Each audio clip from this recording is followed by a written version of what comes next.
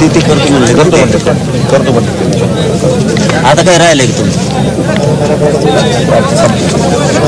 आता तुमचं काय होतं पश्चिम महाराष्ट्र आपल्या ज्या नोंदी आहेत त्यांना फक्त 10% प्रमाणपत्र मिळालं, बाकीच्यांना मिळाले नाही. निघालेल्या नोंदी आणि त्यासाठी ते माहिती नाही हा म्हणजे कार्ड त्यात मुख्य एक विषय आहे की आपल्या ज्या नोंदी आहेत संविधानपूर्व आपण कुंडी आहे, संविधानानंतर मराठा शाळेच्या सेम इथे वंशाळीच्या वेळेला की हा मराठा पूर्वी कुंडी होता, त्यासाठी महसुली पुरावे घेतात. पण सक्षम प्राधिकारी जे टेबल आहेत 6-7 येतात तहसीलदार आहेत, वेगवेगळे निकष वेगवेगळे नियम लावतात. म्हणून आम्हाला एक SOP तयार करून द्या, एक चार्ट तयार करून द्या, त्यानुसार आम्ही कागदपत्र तयार कसा नाही जो केलं आपलं. तुम्ही काय करा, आपण आतापर्यंत हैदराबाद गायची चर्चा केली आपण, हा मुद्दा आमच्याजवळ आला नाही कधी. उलट तुमचं काम सोपं आहे, इथं नोंदी इथं नंबर रेट तुमचं तर नाव नोंदी तर एवढं सोपं दिला मला करायला. त्याचं काही सुविधा काढू दे, सुविधा काय अडचण नाही, अडचण नाही पडली. याच्या नावानिशी असल्यामुळे सोपं काम आहे. गॅजेट मध्ये सुद्धा नावानिशी या मराठवाड्याचाच प्रॉब्लेम प्रॉब्लेम ह्याच्याला गॅजेट इश्यू संख्यामुळे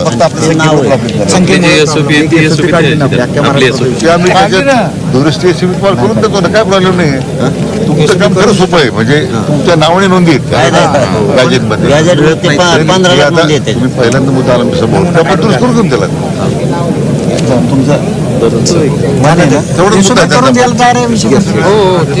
तरी तुम्हाला SOPत वाटलं तुम्हाला जशी वाटते तशी करून घ्या.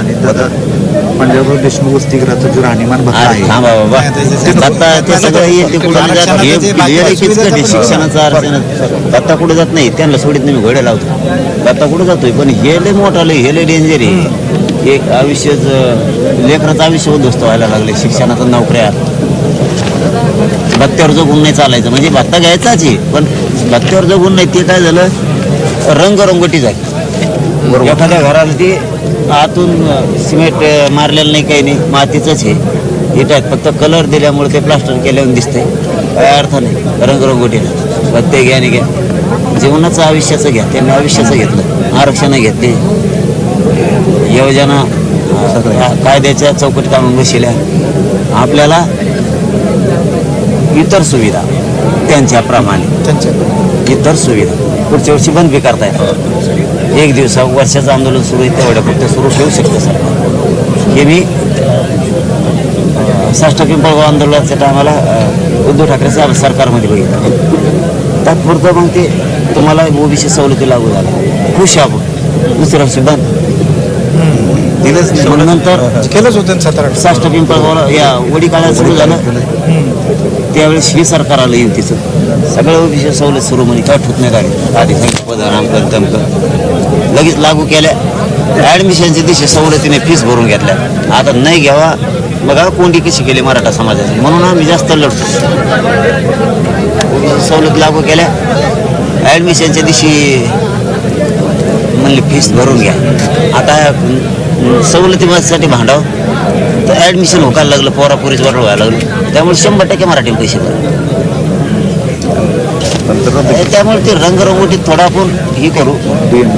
कोंडी OBCत आपण गेलो का ऑटोमॅटिक सगळ्या सवलत्या द्यायला लागल्या. हो, रंगरंगोटी बस झाली, त्याच्यात मराठीचा विषय गेला. तसंच गोंधळ. आता ज्या कॉलेजला फोन करतो त्या कॉलेजला मुलीला मोफत शिक्षण नसता. हे संस्था चालक हे लोकांना असं चवून खायला लागले.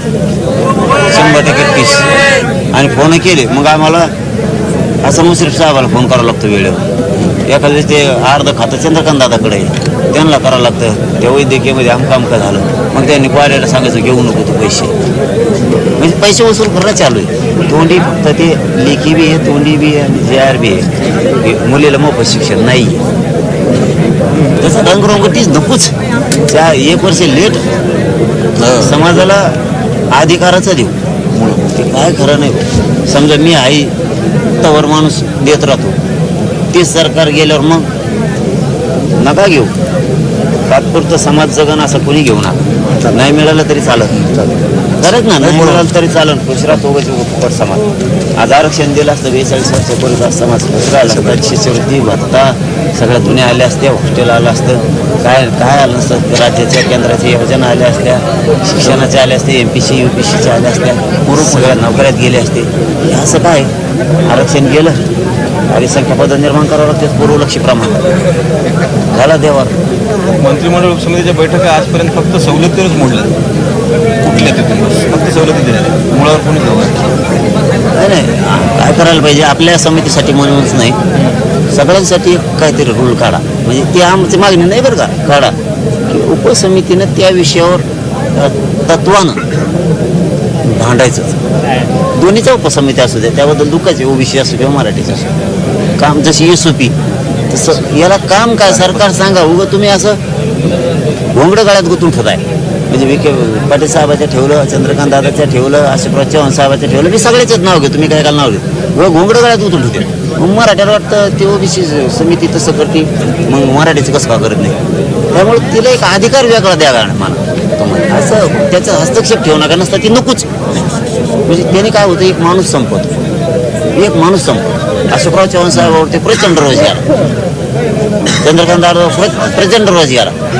आता तुमच्यावर सुरू नाही झाला आणखी, पण मी हे सांगतोय की म्हणजे ही आमची मागणी नाही. उपसमित्या नेमता, उपसमितीला अधिकार देत नाही, कामं होत नाही, ती नेमली कशाला. मग ते माणूस तर बदनाम करण्यासाठी त्याच्यावर टाकला जात नाही ना. त्याने एकदा हे केलं की त्याला ती कॅबिनेटची पॉवर आहेत का, मुख्यमंत्र्यांना त्यांना कॅबिनेटला राज्य मंत्रिमंडळाच्या बैठकीला विचारण्याची पुन्हा पुन्हा आवश्यकता आहे का. आहे तर मग या आम्ही घेतलेला निर्णय थांबितो कसं काय. म्हणून तुम्ही ते गळे मोकळे होते. ही माझं भांडण नाही किंवा आमची मागणी नाही, एखादीच ते बकरा लागतो गळ्यात. बरं आता केलेलं उपोषणाचं काय फलित, केलेलं उपोषणाच्या हे जे काही राहिले काही मुद्दे होते त्यांनी कंप्लीट दिले. नाही नाही, तुम्हाला थोडेच विचार सरकार आहे आता मग कशी आपली चर्चा केली मी, ते झाले समाधान त्यांचं झालं, ते झाले म्हणले नाही कस पुन्हा एकदा सांगा, पुढंच नको. आता शिकवलं ते पाटीलच्यामध्ये. आता एकच मुद्दा जो सगळ्या विषयाबद्दल आपण सकाळी चर्चा केली, बहुतेक आपण ते सरकार म्हणून भूमिका मान्य केलेली आहे. आता जो काही मुद्दा आपण जो सातारा गॅजेटचा जो मांडला होता तेवढा फक्त आता कायदेशीर मुद्दा राहिलेला आहे. तो फक्त तो आम्ही ॲडव्होकेट जनरल किंवा सॉलिसिटर जनरलशी बोलून तो करतो. काय होतं आपल्याला दापवतो कारण माझ्यावर आपण म्हणजे आमच्या शासनावर की एका गॅजेटच्या करता दुसऱ्या गॅजेट रद्द व्हायला लागले. कारण असं मग आपण एवढी सगळी चर्चा बजेटची केली ती एक पण थांबून जाईल. मग ते थांबली एकदा तर मग काय होईल ते नाही हे नाही अशी परिस्थिती. तर म्हणजे मी त्या चिंतेने विचार करतो. बाकी धोरणात्मक निर्णय आपण केलेला आवाज तयार झाला. पश्चिम महाराष्ट्रावाले त्यांचं म्हणणं आहे आम्हाला 1 महिना वेळ द्या. महिना म्हणणं आहे त्यांचा, लेखी याच्यात लेखीचे ना, त्यांचं म्हणणं आहे आम्हाला अभ्यास करायचा, त्याच्यावर तसं द्यायचं नाही. घ्यायचा तातडी नाही की थांबायचं. नाही दादा तुम्ही मी कशाला बसलो ना, घ्यावा म्हणूनच बसलो. मी काय का त्यांचं तुम्ही पश्चिम महाराष्ट्रातल्या अभ्यासकांचं म्हणणं आहे. आता काही सकाळी यायला लागले, आता तुम्ही काही सकाळी येणार काही दुपारा येणार असं पुढं शक्य पण एखादा महिना तुम्हाला वेळ चालेल ना. कालावधी पाटील विचारता 1 महिन्यात मग वेळ तू म्हणू आपण 1 महिन्यात. हो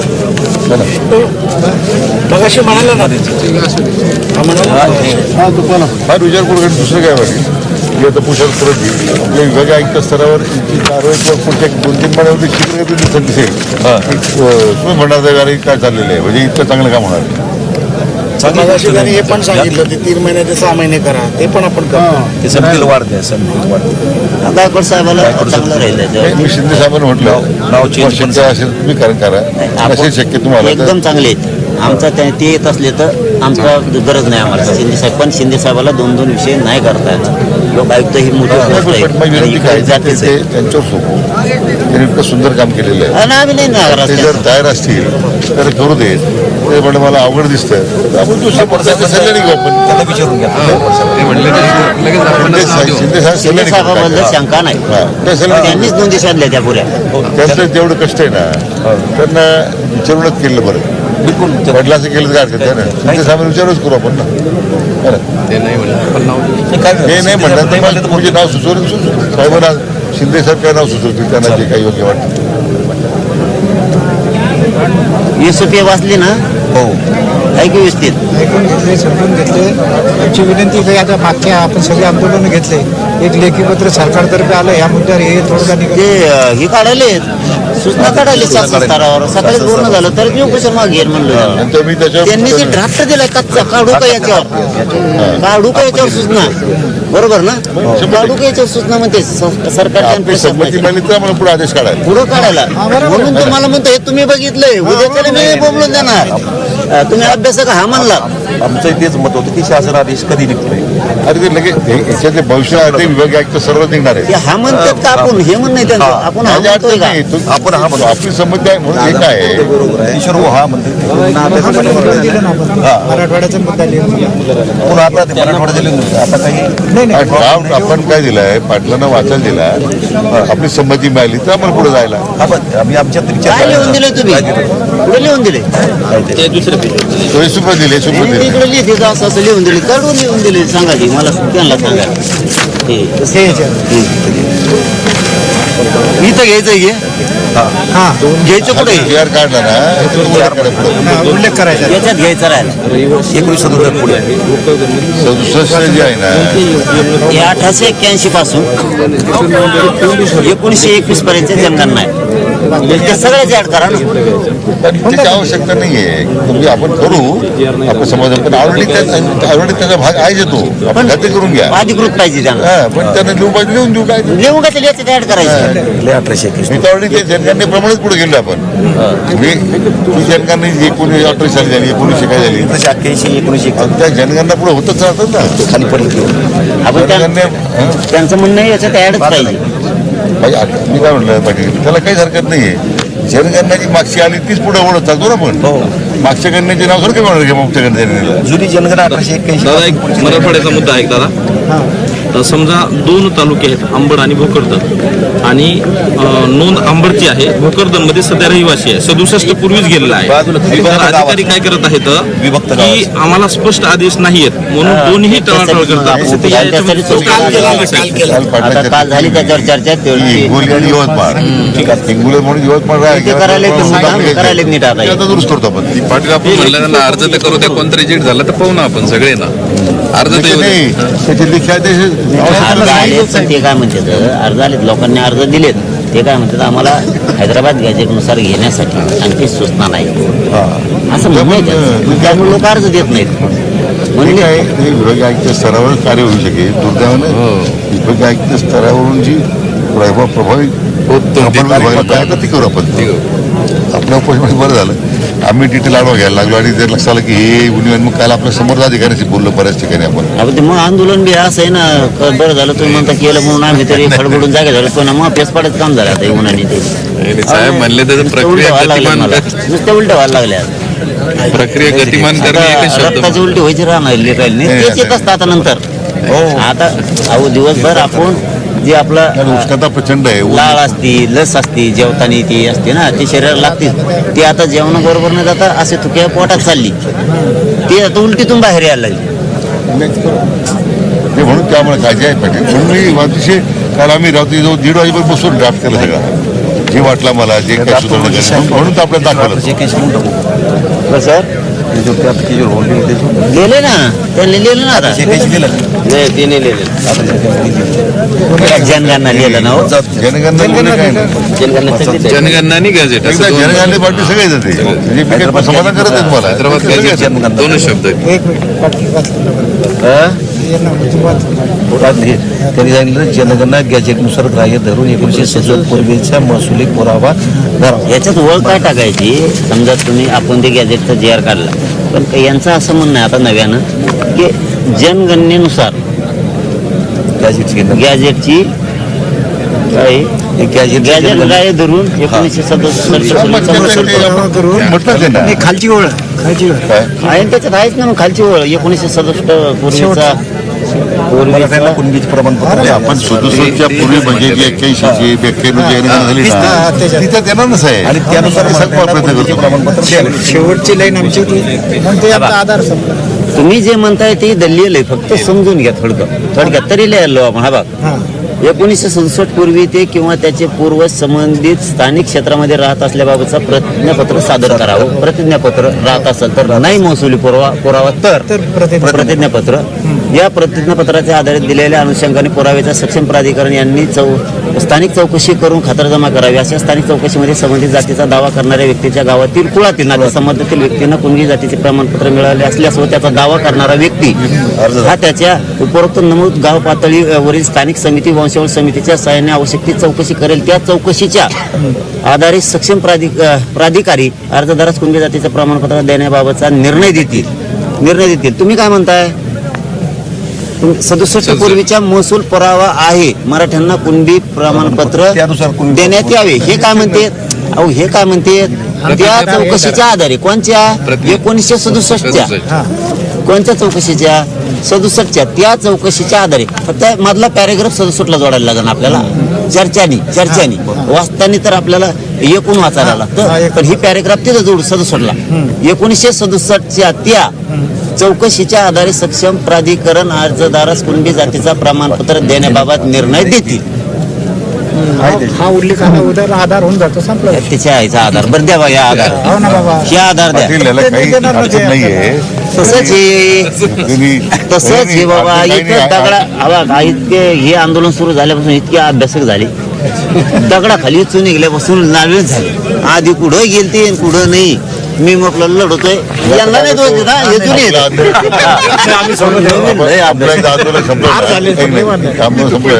या सगळ्या लोकांनी माझा अभ्यासक नेमतो यांच्यामध्ये क्लास करून घेता येतं माझा की याच्यात काय सुधारणा करायची. तुम्हाला जंगलाच्या गोळ्या संकट व्हावं लागतं. बारकाल्या गोळ्याने काही नाही होत, ते येडच करते. मी आज पागल केलं म्हणते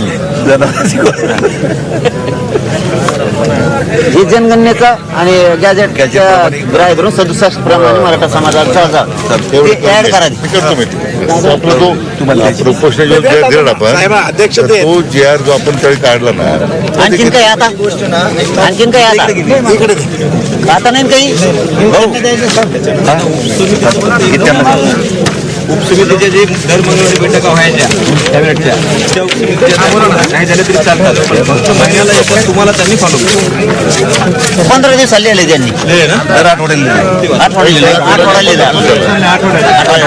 नाही आता आपण लक्ष ठेवून आपण पण त्याचं करेक्ट आन्सर तुम्ही सांगितलं मला आल्यावर हवा म्हणले तुम्ही ओबीसीच्या धर्तीवरती एसीबीसीला कराड द्या की आता. मेजर शिष्यवृत्ती बंद झाला होता ना ते 80,000 मुलांचं तो आपण मागितला व्हॉट्सअप करतो. आणि एसीबीचा जो नियम आहे ना त्याप्रमाणे जे अभ्यासक्रम आहेत ना ते 7 लागू करायचे. ते 15 असतील आपले 1500 होतील, त्याची 23 आपले 2300 होतील. मान्यच केला आपण फक्त आदेश निघायचे जाईल त्याच्यामध्ये. विद्यार्थी नुकसान होऊन देणार नाही. फक्त पीएचडी तुम्हाला मान्य का नाही केलं ते शक्य तुम्हाला माहित आहे किती पीएचडी करतात. आता ते हॉस्टेलचं पण ते म्हणतात आता ते GR काढलंय ना 8,000. मी काय म्हणतो ना आपल्या सारथीच्या हॉस्टेलमध्ये काही टक्के जागा ओबीसी ठेवल्या, काही टक्के एसटी ठेवल्या असं ना. 40% मी त्याला काय म्हटलंय ती मागणी तुम्ही करा, पण माझी जर मागणी मान्य केली तर तुझा फायदा आहे. मी त्याला काय म्हटलं उदाहरणार्थ भत्ता 60,000 रुपये आपण देतो वर्षाला. या पोरानं त्यांना तुम्ही रोज पोरं नाही मी 3 पोरं गावात राहिले गोष्टी घेऊन एका खोलीत 1,000 रुपये घालून तुम्हाला घरी आपण कुठे येतो साहेब? आता जे उच्चतंत्र शिक्षणाला मिळतात 2 वर्ष भत्ते नाही देत साहेब. नाही मुद्दा काय आपण तो ठीक आहे तो तांत्रिक मुद्दा आपण समजून घेऊ. तो काय त्याच्या डिपार्टमेंटने बजेट तर तू खेळत असेल तर आपण बी स्वतः लक्ष घालू. परंतु तो भत्ता दिल्याचा फायदा काय होईल? कुणाला भत्ता देणार दादा? तो बोलून देणार ना जे हो सारथीच्या हॉस्टेलमध्ये तुम्ही राहता. हॉस्टेलला सारथीची मुलं राहणारच नाहीये. त्याला 60,000 रुपये मिळाले तर 40,000 भागलं 20,000 रुपये घरी गेले ना. नाही ती 8,000 मुलं साहेब फक्त सारथीची नाहीये, ती खेडेपाड्यातून शहरात येणारी उच्चतंत्र शिक्षणासाठी येणारी सगळ्या मुलं. मुलं आपण देणार आहोत. त्यासाठी सारथीची सहयोगी केली, पार्टी केली. या सगळ्या योजना त्या समाजाच्या मागे शिष्यवृत्त्या किंवा त्याचं जे अनुदान आहे त्यामार्फत जातो ना. नाही. तर सारथ्यासाठीच काढली होती की त्यातून हॉस्टेलला ते मुलं ऍडमिशन घेणार होते, त्यांच्या पण मर्यादा तुमचं होतं. काय म्हणणं आहे शिष्यवृत्ती नाही का? माझं तसं म्हणणं नाही. हॉस्टेलला 8 आमचे बांधताय ना, प्रत्येक ठिकाणी 1,000 मुलं राहणार, त्यातली दादा 40% मराठा राहणार, 40% ओबीसी राहणार आणि 20% आर्थिक दुर्बल घटक राहणार. ते हॉस्टेल सारथीतर्फे बांधले जात आहेत आणि इतर कॅटेगरीची मुलं राहणार. मग आमचं एकच म्हणणं होतं की एक तर ते पूर्ण मराठा समाजासाठी किंवा जिथं ओबीसीची हॉस्टेल असतील तिथं आम्हाला 40% रिझर्वेशन द्यायचं असेल, जिथं ओबीसीला दिलं आपण उपसमितीला मुख्यमंत्र्यांची शिफारस हा करा. म्हणजे आमची विनंती आहे. तुमचा मुद्दा आपण लक्षात घेऊ, हरकत नाही, ते शिफारस करू पाहिजे, दोन्हीकडे झालं मी लावून पाहिजे. त्यांच्याला आपण 40% केली पाहिजे, तसं आपण त्याला 40% देतो, हो ना. त्यांच्यामुळे आपण 40% केली नाही, पाहिजे. आमचं त्यांचे देण्याबद्दल नाही, आमचं फक्त आमचं पहिल्यांदा काय म्हणजे म्हणण्याचा उद्देश असा आहे की तुम्ही तुमच्याही घरात राहता आणि आमच्या बी राहता हा आणि तुमच्या घरात आम्हाला नाही येऊन देत. हा असं बरोबर म्हणण्याचा उद्देश एवढाच आहे. बरोबर आहे. त्यांना देऊ नाही साहेबांना द्या. त्यांना द्यायचं काय द्यायचं त्याला, त्यांच्याकडून घ्यायचं आपल्याला देतात ते पाहू. त्यांना दिले सगळं निवडून, त्यांना द्या सगळं, त्यांना द्या, काहीतरी आपल्या लोकांना घ्या. दुरुस्ती केलेली आहे ना, दुरुस्ती केलेली आपण द्यायची की त्यांना द्यायची. मग आता ते सूचना काढते ना याच्यावर. काढतील हा याच्यावर सुद्धा आपण हा म्हणल्यावर आधीच काय करतो, हा म्हणतो हा म्हणतो. काय म्हणायचं पण मग? मग अशी विस्तार चर्चा केली, आपल्याला आपण ते मान्य केलं. चर्चा केली, त्या सुधारणा सांगितल्या, त्या सुधारणा अध्यक्ष पाठवले. ते माझ्या सिद्धांत हा, ज्या ज्या सुधारणा केल्या ते सगळं त्यांनी आपल्याला आम्ही आता जी चर्चा झाली, फक्त एक आम्ही दोघांनी येताना पत्र होतं, हे दोनच मान्य मुख्यमंत्र्यांची आपण चर्चा केली हे आहे. काही बाजूला काढलं म्हणजे ते त्यांना दिल्यामुळे ते आपल्याकडे राहील ना. आवश्यकता नाही साहेब, ते तुमच्याकडे राहू द्या, नंतर जर मला तुम्ही घेऊन ये. फोटो काढून आता मी नंतर मला द्या तुम्ही द्यायचे तर. आता काय करू, हे संपलं ना, हे कागद मला तर देऊन टाका.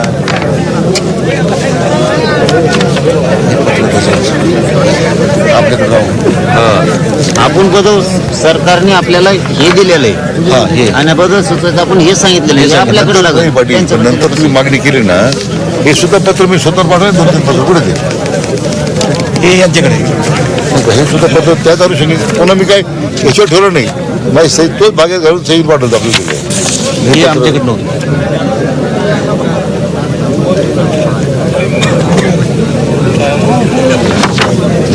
आपल्याकडे एकच होतं. आता सूचना काढायचं काय काय राहिलं आता? आता आपल्या याच्याबद्दल कुठली गोष्ट राहिली नाही आपल्याला. मग आता यांना सरकारच्या सूचना, प्रशासनाच्या वरिष्ठ लेवलवर प्रशासनाच्या सूचना काढाव्या लागणार आहेत आणि ते माझी शासनाच्या एका चुका आहे. मी तर आपण याला बसलो होतो मुंबईला, त्यावेळी खरं ते गणेश पाटील होते आपले सचिव, ते माझ्यावर होते स्टेजवर. आपण पटकन बदल करून घेत होतो. ते गणेश पाटील आज रिटायर झाले, सध्यात आम्ही तर दुसरं त्यांनाच जबाबदारी देतो आता मी सगळी. त्यांनी मान्य केली जबाबदारी घ्यायची.